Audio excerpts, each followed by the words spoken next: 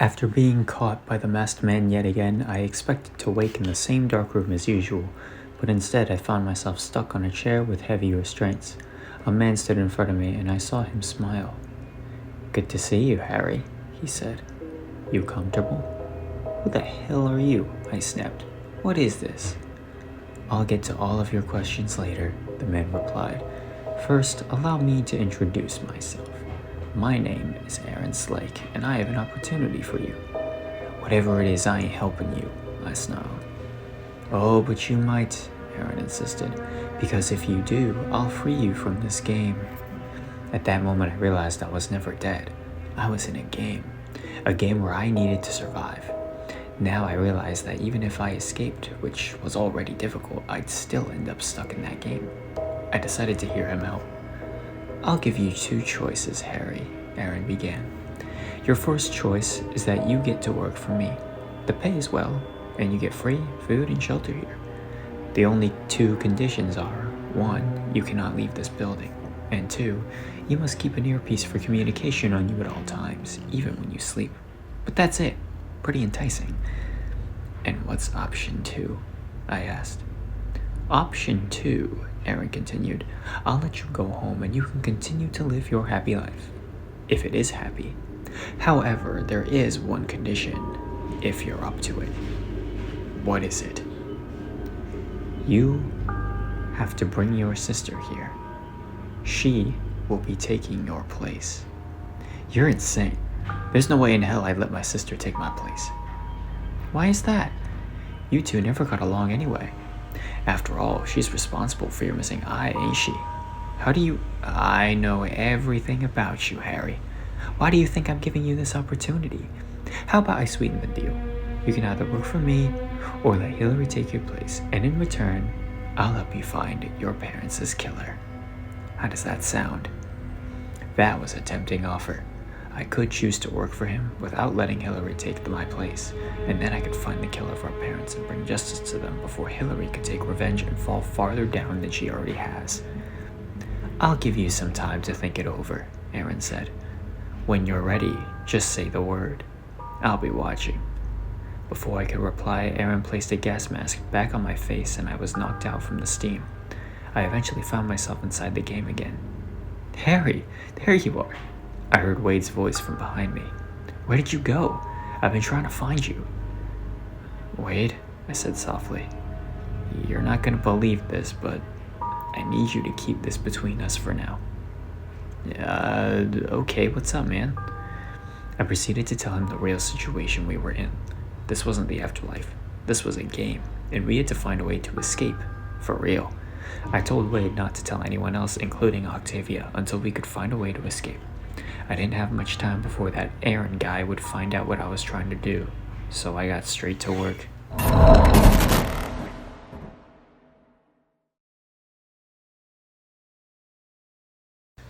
"3 months have passed since I've been with the Wells brothers.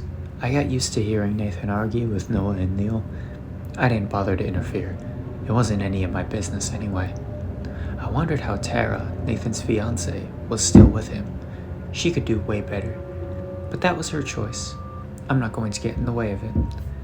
I already have problems with trying to find Harry and the men who killed my parents, and if I got involved with their schemes, I'd have even more problems. Every once in a while, Neil asked me if I wanted to join him, Noah, and Hope on a video game. I gently turned him down most of the times, telling him I still have schoolwork from other classes to finish. But that was a lie. I always did my schoolwork either in class or as soon as I left school. I kept myself away, not because I didn't like Neil or Noah, but because I was still searching for Harry. I didn't want any of them to get involved in my investigation, fearing I'd put them in danger. If anyone needs to rescue Harry, it has to be me. One night, I awoke to the sound of glass breaking. I quickly got up and quietly snuck downstairs to investigate. The living room window was broken, and I heard voices on the staircase. I grabbed a large knife from the kitchen and listened carefully to the intruders as they headed downstairs. I heard the voices of a man and a woman. They certainly weren't the voices of the Wells, or my sister, or Tara. "Careful," the man whispered. "Don't drop him." "I'm always careful, Max," the woman whispered back. You're the one moving backwards. You need to be careful. Just shut up and let's get him out of here before he wakes up, the man said. As they headed down the stairs, I noticed they were carrying Neil. They placed a gas mask on his face, which kept him from waking up. Suddenly it hit me. These two had to be Harry's kidnappers too. I couldn't let them get away, so I stepped out and stabbed the first guy in the back. He died instantly. I tried to stab the girl next, but the knife ended up on the other side of the room.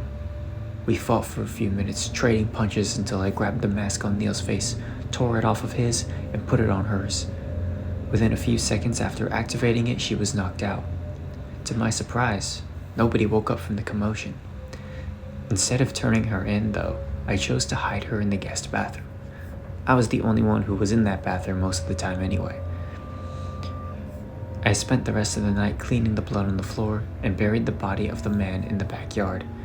As the sun began to rise, I decided to question the kidnapper after everyone left for work and school. I sent an email to my instructors telling them I'd have to call in sick. I wasn't actually sick, but I just needed a day with no one else in the house to talk with the kidnapper. With her in my position, I had a huge lead on Harry's whereabouts. I just need to make her talk. Lucky for me, I had plenty of ways to do so.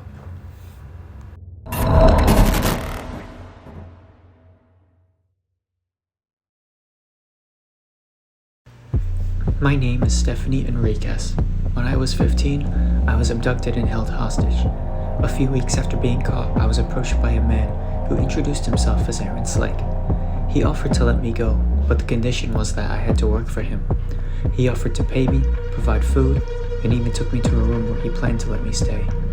Not wanting to be stuck in an endless loop any longer, I agreed. I met some of his other workers, Lisa, who was a bit of a psychopath, but was a nice person to me, Rex, who was Aaron's right hand, and a few others that I don't remember their names. 2 years have gone by and I was used to living like this. Most of my tasks involved security, just keeping an eye on the surveillance cameras and making sure other captives didn't escape. Aaron told me that their stay would only be temporary and he would eventually let them go. He was telling the truth, as they were slowly released one at a time. However, every time one was released, another ended up in his or her place. That wasn't the scariest part about working with him, though. The scariest part was that he had me wear an earpiece for communication. Now, this wouldn't be so bad if the earpiece itself didn't have to remain in my ear 24/7, even when I went to sleep or took a shower. Luckily, it was water resistant, so it wouldn't be a problem when water makes contact with it. Now, I know you might be thinking how that's terrible. The problem is, it's not an ordinary communication device. I learned this completely by accident after witnessing a coworker remove it. Turns out, a bomb was attached to the earpiece. If you pulled it out or tried to leave the building without getting the override codes, the bomb would explode. It wasn't a large explosion, but it was powerful enough to blow his entire head off. To make matters worse, Aaron noticed that I witnessed his death. He later called me to his office. I obeyed, but once I walked in, he grabbed me by the throat and forced me against the wall. He was choking me slightly and my heart skipped several beats. If you inform a single soul about what happened to Zach, I will set yours off and theirs. Not a single damn word about this will be spoken. Do you understand? I was frozen in fear, unable to move or speak. Do you understand? He yelled again. Still unable to speak, I barely nodded. He finally let go of my throat, and I was able to catch my breath. Get out of my office, Aaron said coldly. Not a single damn word about last night, got it? Not one. I didn't hesitate. I bolted out of his office, running back to my room. As I ran past other workers, they were all asking me if I was okay. But I didn't want to get them and myself killed. I couldn't bear to tell anyone the truth. I ran into my room and locked the door. Once I finally felt alone and safe from harm, I let it all out. Tears streaming down my face like it was Niagara Falls. I buried my face into my pillow so no one would hear me, and I found myself bawling for 8 minutes straight. When I finally stopped crying, my pillow was completely soaked on one side. From that day forward, I was never able to speak another word. ever again.